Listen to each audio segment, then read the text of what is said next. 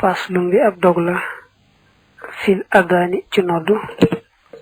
wal iqamati ak liqam innal adana naka noddu sunnatum sunna la mu akkadatun budi buñ feddali di kulli masjidin ci bépp jàkka waqiitum yàlla na fegaleef leen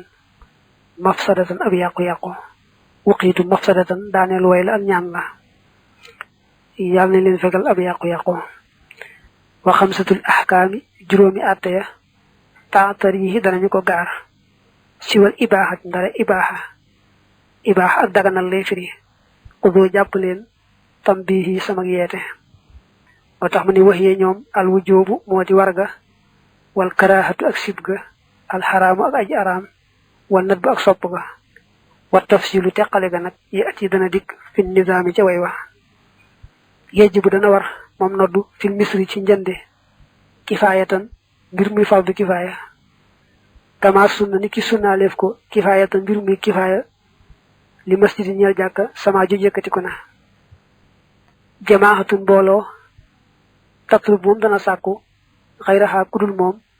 walaw fii safarin ak doonte ci tukki la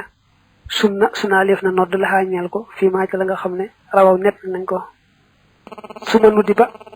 topp soppeef na ko li ma ñeel koo xam ne fii safari nekk na ci ëpp tukki lam yattalit mbir moom sàkku wut si waaxu kudul moom fas dan mbir moom yi kenn aw jamaaxat wala muy mbooloo wa xaramahu araamal na ko man ka nga xam ne yuf ci dana ubbee mooy tontu laaj tey ci wàllu lislaam araamal na ko li siwa sabaax yi ñeel kudul suba xam ne waxtu njëkk waxtu wa wali nisaa ak ñeel jigéen ña wa karihoo sib nañu ko li salaati nafli ñeel di lig naafila wali lët yi ak ñeel ga nga xam ne faatat raw na kama fi naq yi na mu nekk ci toxal ga amal jamaat ndaal mbooloo ma allati ma nga xam ne lam tatlub sàkkuwul kaneen fi xadarin ci ak teew boole ji falam yun dapp soppeeful nodd lahum ñelle